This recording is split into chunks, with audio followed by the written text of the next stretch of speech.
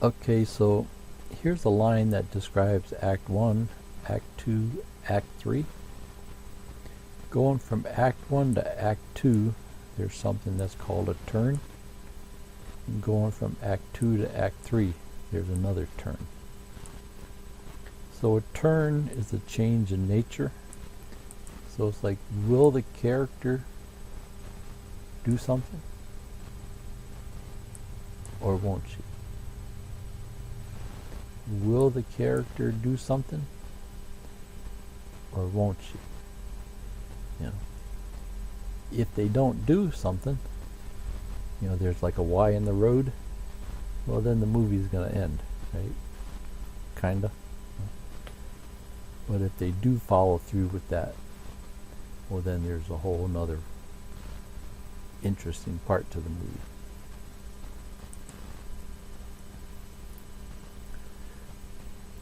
Okay, and there's something that's called a subplot. It's kind of like a second storyline, uh, subtext or backstory. It's like there's two stories going on at the same time. They might be interweaved a little bit, you know. It's like these secondary characters are doing something else, you know. I've read that most movies have at least one or two subplots, and I even read some have up to five. But I think too many subplots makes for a complicated movie.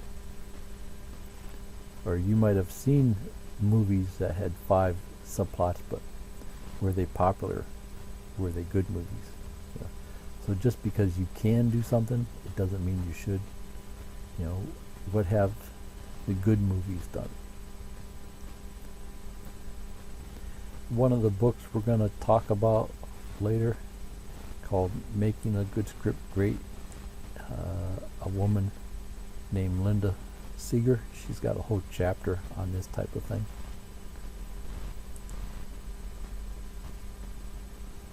Okay, so my opinion, no weird stuff, whatever that may be. No cliches, no flashbacks. Flashbacks in general don't work in your movies. You're in 2017, but you flash back to 1950. In general, things like that just confuse the people watching your movie. Don't be too shocking. If things are too shocking or depressing, they probably won't watch your movie again. Or they'll go home and they'll tell their friends, don't go to that movie, it's terrible. It's too shocking. After you make it as a writer, sure, if you want, you can be more creative. But I think to get started, try to be more middle of the road. Just try to get your foot in the door.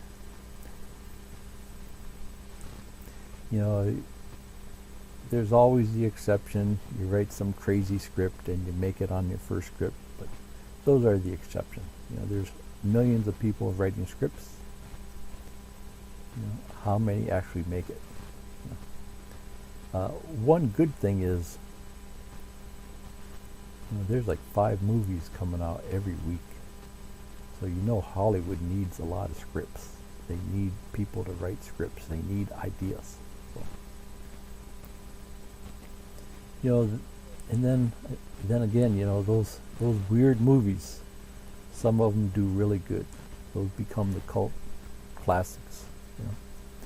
But for every cult classic, there's probably 100 or 500 or 1,000 that weren't even considered.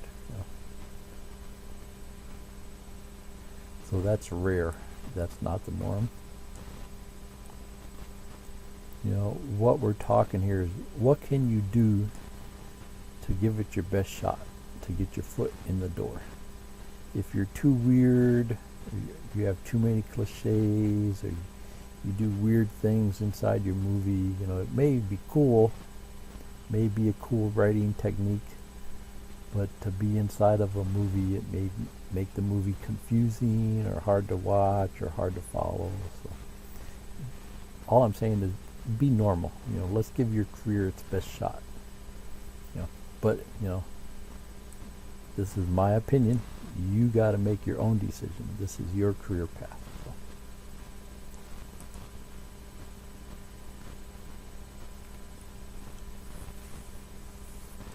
Okay, so blank page, that's the hardest thing to get started, and that's with writing anything. A book, a play, a book report for college, that blank page.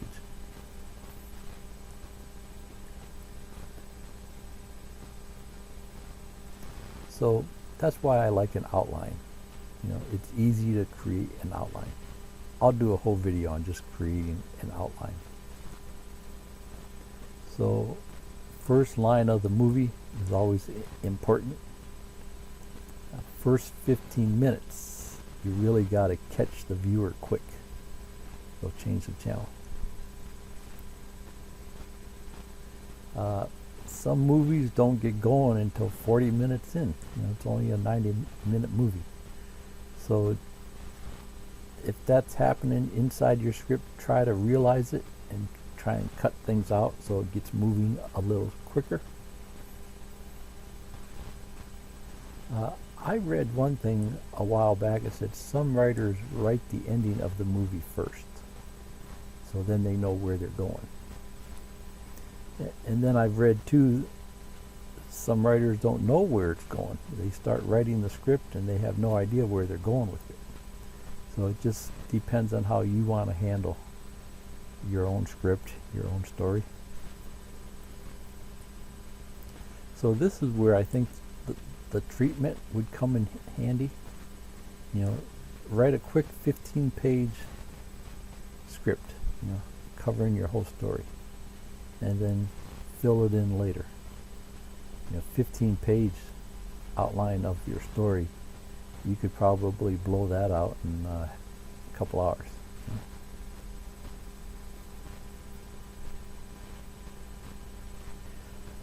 Okay, so when writing, a common saying is writing is just rewriting. Or I should say good writing is just rewriting. You constantly rewrite, correct things. First you write your script, then you rewrite it. Then you have your first draft, your second draft, your third draft, and then there's something that's called a shooting draft. But something you have to be aware of is too much rewriting and condensing may ruin your story if you or they cut it too much. Okay? So I just read something a few days ago. Great script. When they started filming it, they cut out too much. It ruined the story. The movie flopped. They blame it on the writer. Well, it's not your fault that the people creating the movie cut out the good parts or cut out parts that shouldn't have been cut out. So people that know absolutely nothing about how to write start cutting parts out. When you write a script, there's certain techniques that you need to know, like fade in, int, X, and so on. Those are all inside of the writing program that you use. You may still use paper, but I think these days most people are on the computer screen. And we'll talk about the software. It's coming up here soon. There's something that's called a storyboard. You can do it on paper. I've heard that post-it notes on a wall work great. And then I bumped into this photo. It's how Disney was doing it. See how they got a storyboard here on the wall? That's a movie they're working on. So they have a script, but then they create a storyboard so they can move the scenes around. This scene will go here, this scene will go here, this scene will go there. So we all work a little different.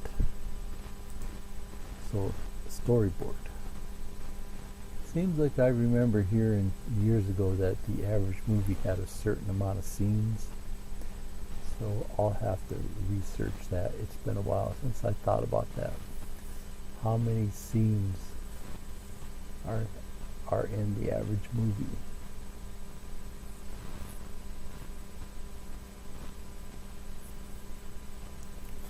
Okay. And then software. Final Draft is a popular one. It looks just like Word, but like when you hit the enter key and stuff like that, it fills in this stuff for you. You don't have to bother to type this stuff in. You know, you still have to create your own characters. You know, you still have to do the creative work, but it just takes a lot of the common things and types it in for you. There's another piece of software called Movie Magic Screenwriter, and there again, it's just like Final Draft. It looks just like Word, you know, Microsoft Word, but it does this type of stuff for you. Some people like Final Draft, some people like Movie Magic Screenwriter. Just competing products. You know. So I would say have at least one of these. You know, if you're in the movie writing business, you know, you may have both of them. So if you ask me, I would say Final Draft, and then you should buy Dramatica. A woman named Melanie Ann Phillips created it, and it helps you develop your story and characters. What it does is you start up the program and it asks you 50 questions or 100 questions about the characters and the story, and you just answer those questions. So it just helps you develop your characters, your story. I've read that a lot of top movies have been created in Dramatica.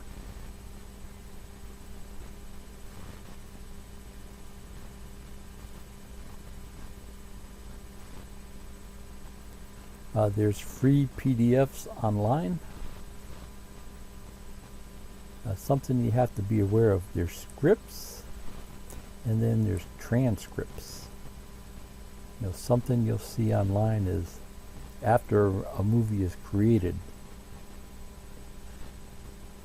people will type it out. You know, so you're seeing on paper exactly what the actor said. So sometimes, you know, the script and what's in a movie may vary a little bit. Sometimes some actors are exact. They say exactly what's on the script. Some actors ad-lib a little bit. So each movie's different. But a transcript, you know, they'll watch the movie and type it out. So it's up to you which one you want to study. Here's a website that has a lot of free scripts. There's a movie website called IMDb. You can go there and research movies. There's lots of books and videos on the topic of screenwriting. Sid Field, he's probably the main fella in the business. Been around for years.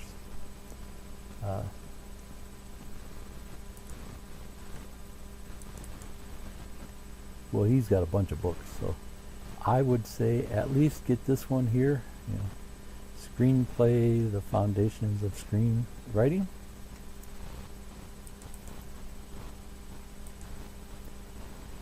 There's a picture of Sid.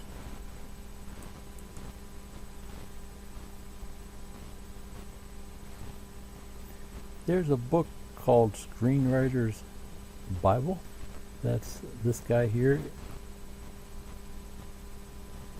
Here's Melanie Ann Phillips. She's got a YouTube channel. She's got a website. She's the one that created Dramatica. And you can also get a free Dramatica book online. Here's the link to it. And I'll upload all this stuff to a folder. You'll be able to download it right from the folder, including this text file we're going over. Let's see, 4 and 5. Here's Melanie. Here's her website for Dramatica. Here's the icon for Dramatica. What's nice is on this website she's got a writers group, and it looks like she must have meetings. Here's a picture of the Dramatica box. You can download a demo and play around with it, but I don't think it'll let you save your files. You can create them, but I don't think it'll let you save them. Here's the book, but she has it online here, so you can see it's 350-page book on how to use Dramatica to create a story.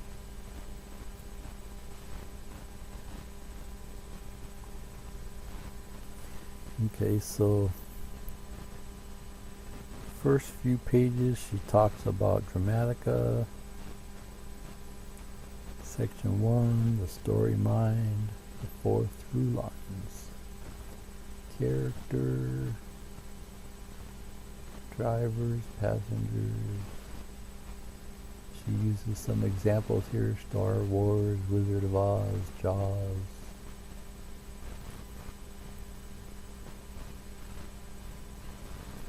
Theme. What exactly is theme? Plot versus story weaving. Plot progression. The art of storytelling. Introduction to story forming. Character dynamics. Plot dynamics. Structural story points. Okay, so you can see she's going in depth here. So it's pretty good for free, right? Okay. Next, Linda Seeger. She's got a lot of books on the topic. She also works as a script consultant. So she's got a book called Making a Good Script Great. She's got a book called Creating Unforgettable Characters. She's got a book called Advanced Screenwriting. So I've got 11, 12, 13, 14, 15. So 11. So I would definitely buy this book, Making a Good Script Great. So you can get a used one for $4. Here's another one, Creating Unforgettable Characters, Advanced Screenwriting. And then she's got one here, Writing Subtext, What Lies Beneath.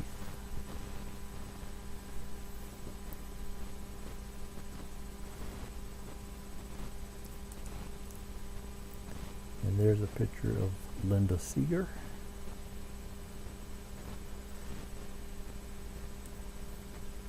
Okay, so something she says in one of her books is You've Got Mail is a formula script. It's a good example of how to write a normal script. So she also talks about a few other scripts that are good for teaching purposes.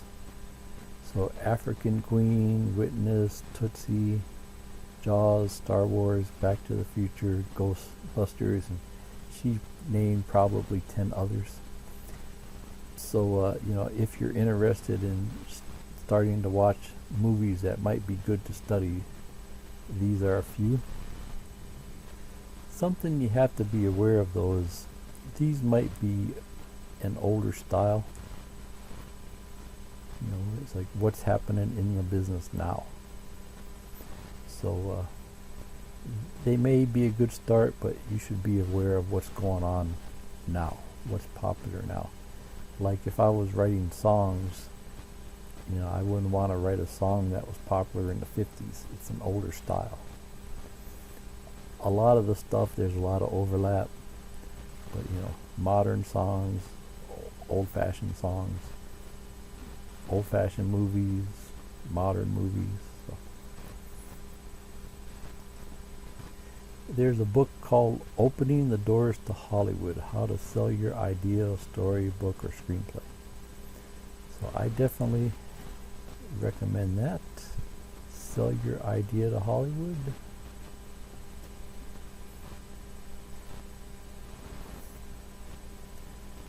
There's a book called Writer's Market. They come out with a new one every year. If you go to like secondhand stores, you can usually get this for a couple bucks. One store that I usually go to is called Ollie's, Ollies, and it's a discount store, but they have a small books section, and you can always get these cheap, a couple bucks. Let's see here, it's number 8.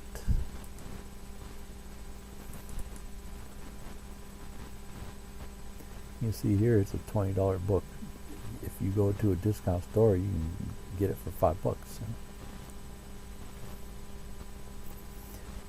These books that come out every year, I don't really think it's that big of a deal to get the new one, because then you're getting the addresses of people who maybe fly by night. If you get one that's 10 years old and that person is still in business, they've been in the business for a while. So it's nice to see the new ones, the new people, the up and coming new people, but there are advantages to getting the older ones too. Make sure that person's been around for a while.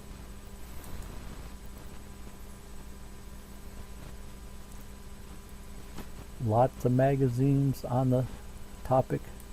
Writer's Digest has been around for years. Just go down to your local bookstore. There's lots of screenwriting and movie writing magazines on the rack. These days they're all online. You can order them on Amazon. Okay, so Writer's Digest, they also have a website, and you can see there's lots of items here.